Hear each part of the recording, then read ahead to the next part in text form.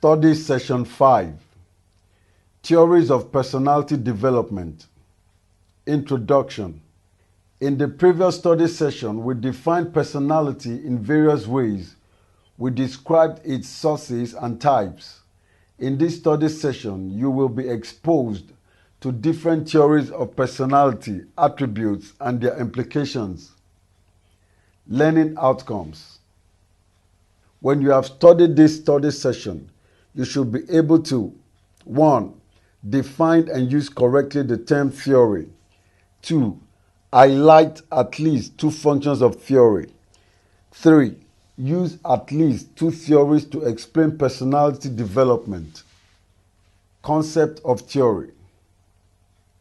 A theory is a set of related statements that explain and predict phenomena. Schweigart, 1994. The statements used in a theory can be laws, principles, or beliefs. Baker, 1999, described theory as a proposed explanation for a set of coordinated occurrences or relationships. Theories are not fixed. Rather, they are probably explanations which were formulated and reformulated in an attempt to make sense or a body of evidence. Rubin and Babel, 1997, defined a theory as a systematic set of interrelated statements intended to explain some aspects of social life or enrich our sense of how people conduct and find meaning to their daily lives. A theory may be inductive or deductive theory. 2. Functions of theory. 1. Theory helps us make sense of diverse observations and see patterns in them. 2. Theory directs our inquiry into areas that seem more likely to show useful patterns and explanations. 3. Theory helps researchers develop useful implications from their findings for practice and policy. 3. Theories of personality development. Some theories offer useful explanation on how an individual acquires his or her personality. Such theories include psychodynamic theories, dispositional theories, learning theories, and humanistic theories. Few of these theories will be examined in this lecture. 3.1. Psychoanalytic theory. The psychodynamic approach assumes that behavior can be motivated by unconscious, even irrational forces, and that personality and personality development are shaped by intrapsychic within the mind. Events and motives, including intrapsychic conflicts among motives that may not even enter consciousness. The psychodynamic theories of personality development are Freud, Jung, and Adler's theories. One of these theories will be discussed in this lecture. This is the psychoanalytic theory. Freud, 1940, proposed the psychoanalytic theory of personality development. The theory assumes that the mind has 3 levels, namely the preconscious, conscious, and unconscious. According to Freud, the preconscious mind holds thoughts and feelings that we are not aware of, but we can readily bring into consciousness. The conscious mind holds our current thoughts and feelings, while the unconscious mind holds unacceptable or repressed impulses and conflicts that we are not aware of, but nonetheless seek to be expressed. Freud opined that human beings are born with instinctual energy called libido, which is characterized by a strong sexual component that underlies pleasurable sensation. According to him, there are 2 forces in life, namely Eros, life force, and Thanatos, death force. The first one leads to preservation of life, sex, while the second leads to destruction of life and property, aggression. The theory assumes a three-part personality structure. These are the ID, ego and superego. ID. This is the unconscious instinctual component of personality. It is the irrational part of the mind. It contains inherited sexual, aggressive, and other impulses that seek immediate expression in behavior. It operates according to the pleasure principle. It does what feels good and seeks immediate gratification for its desire or urge. Ego. This is the second component of personality. It is the partly conscious, rational part of the mind that is in conflict with external reality. Bourne and Russo, 1998. It mediates between the ID's demand and reality's constraints. Its main function is to gratify ID impulses while protecting the individual from harm. It operates on the reality principle, taking reality into account in channeling ID impulses. Superego. This is the third component of personality. It represents the internalized teachings of a person's family and culture on ethics, morals, and values. That is, it provides guidelines for how the individual should behave. It is roughly equivalent to individual's conscience.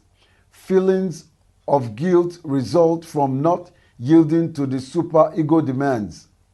Superego operates on idealistic principle. That is, it keeps a person working towards what is ideal. According to Freud, the three parts of personality are in conflict with each other. The ego tries to reconcile the ID's impetuous impulses, the superego's perfectionist demands, and the outside world's requirements. As a result, the ego uses a host of defense mechanisms which keeps the ID impulses in check and out of consciousness. Such defense mechanism includes repression, denial, displacement, projection, reaction, formation, rationalization, fantasy, and so on. Sigmund Freud also gave 5 stages through which an individual acquires his or her personality. This is called psychosexual stages of development. These are oral stage, 0 to 2 years. In the oral stage, the infant focuses on the mouth and on pleasure derived from eating and sucking. Orally derived children become fixated, development becomes arrested. Hence, such children may become oral aggressive, sarcastic, or may not trust anybody throughout their life. Anal stage, 2 to 3 years. In the anal stage, the child focuses on pleasures of controlling or releasing balls. Personality that develops at this stage includes obstinacy, stinginess, orderliness, disorderliness, creativity, and productivity. Phallic, stage 3 to 4 years. At 4 years, the genitals become the principal source of pleasure. At the initial stage, the child associates with the parent of the opposite sex. That is, the boy desires his mother and wishes to eliminate and replace his father. Oedipus complex. The girl also associates with the father. Electra complex. The association or attachment with either of the parents is as a result of response to the demand of libido. Such attachments form the basis for heterosexual behaviors of the child in the future when he or she gets married. Latent or latency stage, 6 to 11 years.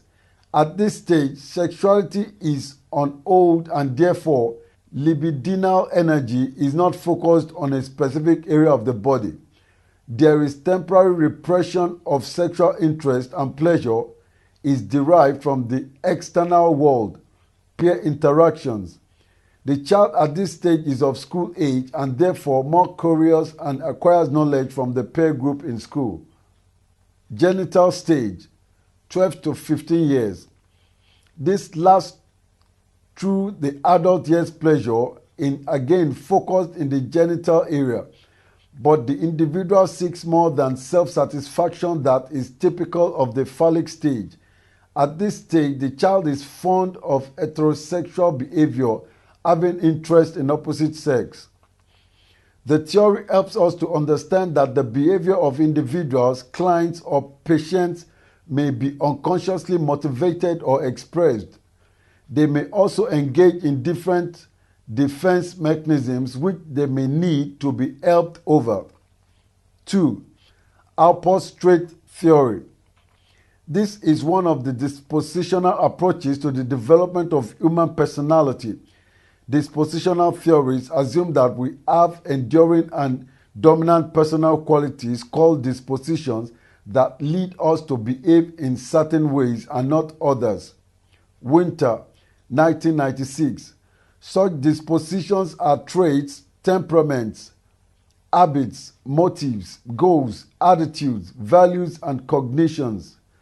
Alport, 1961. Classified traits according to the extent to which they apply across situations. These are cardinal traits. These determine behavior in the widest range of circumstances. A cardinal trait essentially describes an individual's personality, affecting everything that person does. Example, being famous for one's compassion. Central traits. Here, the personality's building blocks are not as broad or dominant as cardinal traits, but they are still general. Even casual acquaintances readily see or notice them. They are captured by familiar adjectives such as outgoing, punctual, efficient, and optimistic. Secondary traits. These are less conspicuous and less generalized than central traits. They typically apply in a limited range of circumstances. Example, Jide is grouchy in the morning. According to Alport, 1961, all of us possess central and secondary traits, but only few people have cardinal traits. The theory is helpful in understanding the uniqueness of or differences in individuals, personality, or behavior. 3. Learning theory of personality development. Rather than stressing internal dispositions and enduring traits, learning theorists have focused on acquired behaviors and the external environmental conditions that influence them. They believe that our behavior is our personality and that is determined primarily by what we learn. Examples, skills, knowledge, and ways of reacting.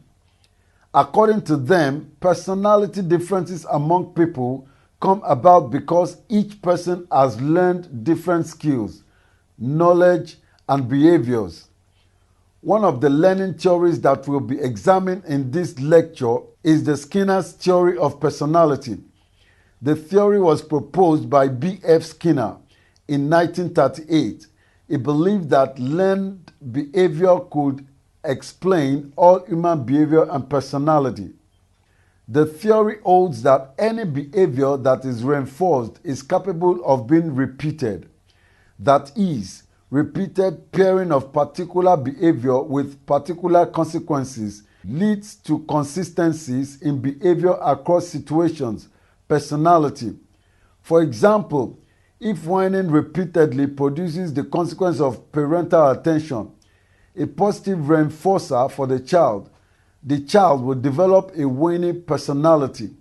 Similarly, if a child is reinforced each time he displays aggressive behavior, he will develop aggressive personality. The theory is applicable in areas where there is need to change undesirable behaviors to the desired ones, or when we want to encourage good behavior or enhance good performance. 4. Bandura's social learning theory. The theory was proposed by Albert Bandura in 1977. The theory emphasizes personality development through observation, modeling, and imitation. The theory focuses on learning that takes place in a social context. The theory holds that we do not need to be rewarded, reinforced, and we do not need to practice in order to learn new behavior. We especially imitate the behaviors of others when beneficial consequences are observed to follow those behaviors. For instance, children may learn aggression by observing another child get into a fight and be rewarded for it. Social learning theorist views the behavior of role models, example parents, as having important effects on personality development. They also hold the view that a person's behavior affects the environment and the environment in turn affect the behavior. Example, the child's good behavior can be changed by the environment to bad behaviors like prostitution or armed robbery. Social learning theory is helpful in encouraging individuals suffering from various psychosocial problems to learn from others who have similar problems and have overcome such problems. Interpersonal theory. This was proposed by Sullivan in 1953. He believed that individual behavior and personality development are the direct result of interpersonal relationships. Its stages of personality development are infancy, birth to 18 months. During this stage, the major development task for the child is the gratification of needs. At this stage, the child experiences relief from anxiety through oral gratification of needs. Childhood, 18 months to 6 years. At this stage, the child learns that interference with fulfillment of personal wishes and desires may result in delayed gratification.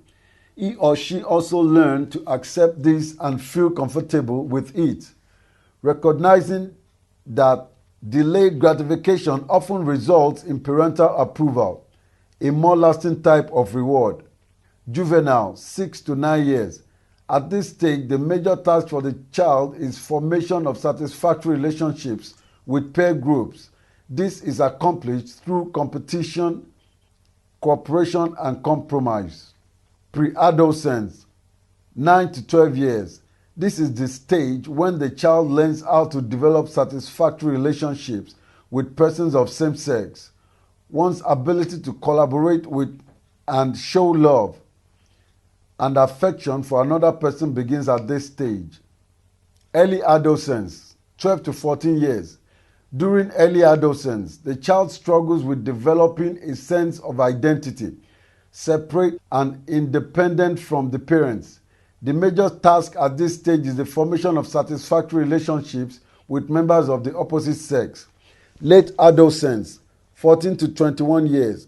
This stage is characterized by tasks associated with the endeavor to achieve interdependence within the society and the formation of a lasting intimate relationship with selected members of the opposite sex. The genital organs are the major development focus of this stage. The theory is applicable when helping individuals to develop good interpersonal relationships, positive self-concept, self-esteem, self-confidence, and identity. Other theories of personality development are Erikson's theories of psychosocial development, Piaget's cognitive development theory, Mailer's theory of object relations, Kohlberg's theory of moral development, Adler and Otto Ranke's theory of personality development. Study session summary. We have discussed theories on personality development in this study session. These theories include Freud's psychoanalytic theory, Alport's traits theory, and Bandura's learning theory. End of study session 5. Thank you for listening.